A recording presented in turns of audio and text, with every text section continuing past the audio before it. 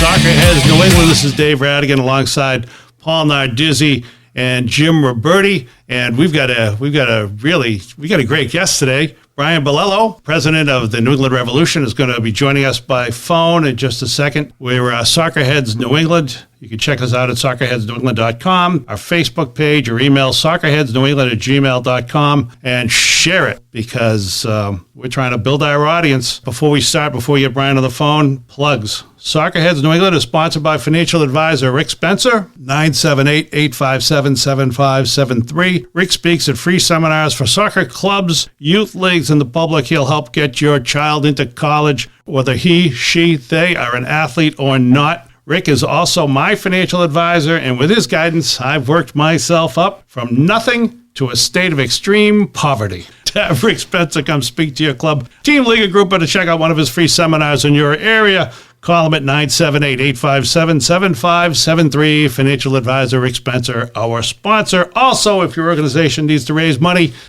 you want to have a great comedy show and more, the Soccerheads experience is available to you. So don't forget to sign up for that. And how to sign up for that, email Jim Ruberti at soccerheadsnewengland@gmail.com. It'll be a great time for you at an event your group will remember forever. Anything else, boys, before we get to the call? Well, I want to say a 20th podcast. Yes. In 20 podcasts from the beginning, we get the president of the New England Revolution. Yeah. If he had just never listened to us, we probably would have got him on the third. Dave, can I say something? Oh. Yeah, that's our engineer, Dale. Hey, Dale. What's the guy's name that's calling us? Brian Bilello. All right, I think he's buzzing in right now. You want me to accept it? You want me to delete it? You got to take that call. Yeah, bring him in.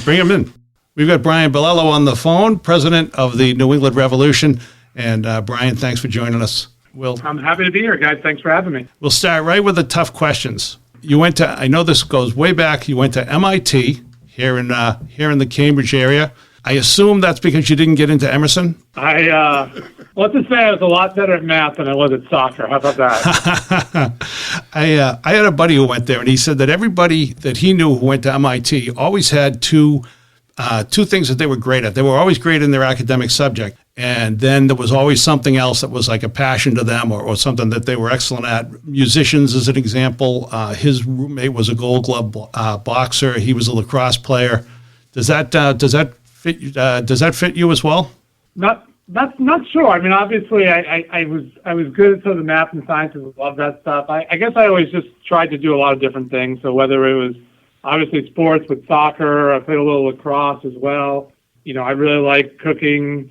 I did a little bit of acting in my youth, and so I don't know. I think I kind of just try to spread it around and try to enjoy a lot of different things. But soccer was definitely my main passion point, outside of the academics. I can vouch that Brian is a very good soccer player. My sons go to Framingham State. One of them went to Brandeis, and whenever you play MIT, I think you'll agree with this, Brian, you have smart teammates, and the game is about space and angles, and you guys kind of have an advantage with that stuff. the geometry advantage? That's fair, yes.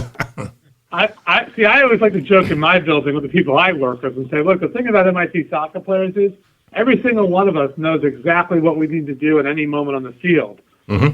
The problem is none of us can do any of it.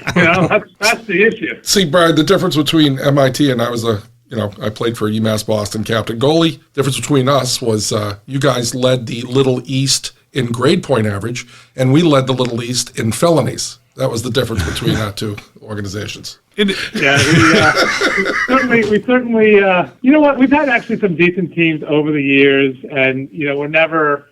The school, I think, does a great job of just trying to balance out, the academics and the sports. And I think, when you're there, I think all of us are there, and the academics are always the primary thing for everyone, and you're just trying to figure out, how to maximize what you can do on the field while not letting it hurt you. I think that's probably a big. I remember my senior year, I had lab twice a week, and I had to walk up to the coach and be like, "Hey, coach, I'm going to be a little late to practice on whatever it was, Tuesdays and Thursdays, because I have lab, and by the time I get all the way over, yada yada yada." And the coach at MIT isn't like, "What's more important, soccer or lab?" He knows the answer to that. It's not soccer. So my guys would say we have to go see our probation officer. We can't be at practice today. We're a little tougher than you MIT guys, though. no doubt. We weren't the toughest, rowdiest bunch, that's for sure. Small world too, Brian. Is Diego Fagundes' dad, I think, is the assistant at MIT. Is that correct?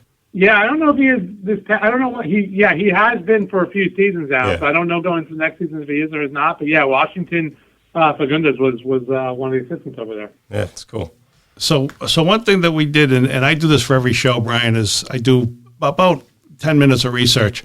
And in my 10 minutes of research on you, I found out that you're kind of a soccer head, right? I mean, you started as a fan. You went to the REVS game. I think you were a season ticket holder from the start. You played amateur afterwards. Am I correct about all this? Yeah, so I've always been a soccer guy. I've loved the sport growing up, and I'm 47 years old. So I think probably like a lot of you guys on this show, when we grew up, it wasn't that easy to follow soccer, right, and love the sport. It was, I think we all fell in love playing the sport first and foremost, and then got exposed to higher level soccer wherever we could. So for me, I remember I grew up in New York and New Jersey and playing club soccer in New Jersey.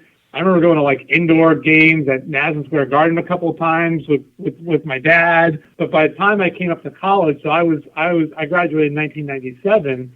The World Cup was coming in 1994 to Foxborough Stadium at the time, and so me and a bunch of my buddies on the soccer team, we all wound up getting jobs as like ushers for the World Cup. And so my first job ever in sports was working, as a game day usher type person for World Cup games here in Foxborough, and that was the first time in my life that I actually got to physically see what I'll call high level of soccer played. And I was already 19 years old. So it's so much different for young people today when they grow up in the United States to be able to, see whether it's MLS games or the U.S. national team or, international friendlies. There's just so much soccer. And then on TV, I mean, you could never watch soccer on TV. So, getting to sort of the meat of the question, when MLS was forming in 1996 and I was still in college, I felt, I know a lot of people at the time felt like I needed to support this league. I needed to buy tickets. I needed to go to matches. I needed to watch on TV because if I wasn't a fan of this league and I wasn't supporting it, like really who was going to be? I had to be the person. And I think a lot of us back then felt that real desire to the first, time. I know there was the old league that existed, but this one felt a little different, like it could have some real staying power and really grow into something. So, I was super excited. I didn't actually, it's sometimes misreported that I had season tickets from day one. I was in college at the time, so I couldn't afford season tickets. Okay. But I did get them, as soon as I graduated and I got my first job, I did get season tickets in 1998. So 1998, 99, I had season tickets for the REVS. But I did go to a bunch of games during those first few years. I went to the first MLS Cup here in Foxborough. So I was a fan of the Revolution from the first day. And, in many ways, still consider myself one today. Yeah. Are you Paul and Jim will do things like get up in the middle of the night to watch games that I consider to be obscured as from some points in the world, different time zone. Are you one of those? Yeah. What do your normal friends say when they find out about this? They don't. I can tell you what my wife says. She comes in one morning and it was early, right? And I'm watching a game. It was 6 a.m. or something. And there was I don't know, it was a player that we were interested in or what the reason was. And it was some country, and like literally as she walked by, the TV's on, it's kind of a midfield shot. And at midfield of the stadium, there's two like gigantic pictures of like the ruler of the country, right? Like hanging from the rafters. But she's like, okay, I know enough that if you're watching a game where they're hanging up the political leader's picture in the midfield, that you don't need to be watching this game right now. She's like, I don't know what league this is, but it can't be that good. I'm like, fair enough. You know what? Your wife and Dave have a lot in common when it comes to soccer, then, because he says this stuff about us all the time. I did. I'll give her credit. When we got engaged, actually, senior year of college, got married in '98.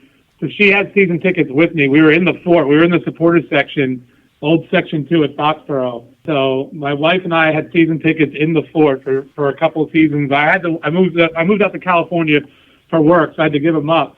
But she tagged along with me, and then in 2022, she went to Asia with me, and we went to the World Cup as fans and traveled around Korea and Japan for the World Cup, which is one of the best experiences we've ever had in our lives. So I've kind of rubbed off the soccer fan. She wasn't a soccer person growing up at all, so she's tagged along, and now I've kind of gotten her into the game as well. The fort is like a mosh pit. I'm having a hard time picturing you in the fort, but that's great. I'm afraid to go in the fort, to be honest with you. I sit in the club seats. You know, it's funny. A lot of people would say supporter sections, not just in MLS and anywhere else. It's a young person's game. Yeah. But I mean, there's people of all ages that just love that experience and love to stand and sing and support in that way. I think it's great about our league is, you know, you can do that, or, you know, you can sit at midfield, or you can be in a club, or, you know, just there's different options for everyone. But, you know, back when I was, whatever that was back then, 20, 21 years old, it was certainly a great, fun place to be. And again, for a fan in the U.S. growing up without a league, growing out without professional soccer, without soccer on TV, you know, the idea of being at a soccer match live and in person and standing and singing and supporting in a way that no other sport in America ever did, that you didn't get to experience that, it was really cool and really exciting. And I think to this day, that's a big part of our supporters groups and supporters sections, that a lot of people that, you know, like soccer along with other sports, they find a really unique and fun experience in a supporter section, Yeah. which is a lot different than maybe what you get at a baseball game or a basketball game. Yeah, it is great. So I have a little bit of a long setup to this question, but, you know, the path in life is never straight and it's never predictable, right? So I was a marketing major in college, and I was terrified to give presentations. And now I'm doing stand-up comedy. Dave was a news reporter. He won some awards because no one ever bothered to check his sources. He now has a successful stand-up act because, again, nobody's bothering to check his sources. You were a chemical engineer at MIT. Do you ever pinch yourself and just, like, you can't believe what you're doing today? And by today, I don't mean talking to us. I mean being president of the REVS. Yeah, there are times where I'm driving up to the training facility or driving up to the stadium on a match day, and, you know, you just kind of shake your head and be like, you know, how did I get here? But I'm really blessed to have been able to get here and do what I do for a living. Like I said, like, this was my team since the day that it formed, that I was a fan of. I love the sport, and, you know, I think more so even than any other sport in the United States. If you love, you know, again, I think it's hard when you grow up today not to really understand and appreciate where we are today. Mm-hmm. And we still have a long way to go, don't get me wrong, and I think everyone will work on that. But, you know, it's not just getting to do what you do for a living, but it's getting to push the sport forward and getting to make the sport more popular, more interesting, making our players, our league, more competitive, and in time the national team. And so, you know, what we're doing with the academy and our second team, it's just super exciting to not only just do something fun for a living, but feel like, you know, you're driving soccer forward and making it a bigger part of our country's culture. And that's honestly just super cool and a great thing. But yeah, I mean, how to get from A to B, I mean, you know, it's the great thing about having kids right now and they're teenagers and they're thinking about college and what to do is at least I can be an example of them and just say, look, go do things you're interested in. Like, you know, I didn't go to MIT and major in chemical engineering because that was a job I wanted to have and what I wanted to do with my life. It was, you know, something I was kind of interested in. I found it interesting and engaging for me until I did it. Mm-hmm. But over time, I found other things that I liked and were interested in and sort of moved in different directions because of that. And so, you know, don't stress out too much because you never know where you're going to wind up. And yeah, you really don't. But it really is. I mean, it's got its pluses and minuses, but it's really hard to complain, and it's just great to be part of this sport right now in this country, and I can't wait to see where we go in the next 20 years.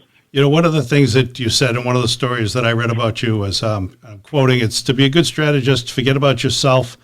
Good strategies develop from considering the viewpoints of everyone who will be affected by the decisions. And what struck me about that is I went to Bentley, and as Paul did, and I remember one of the marketing professors talking about that, and I'm just bringing it up with you, with Paul here, because I'm sure Paul doesn't remember, because I paid attention in class, and I'm pretty sure Paul didn't. I'm writing it down right now because I don't remember that. Anyway, I wanted to get into the idea, and you were talking about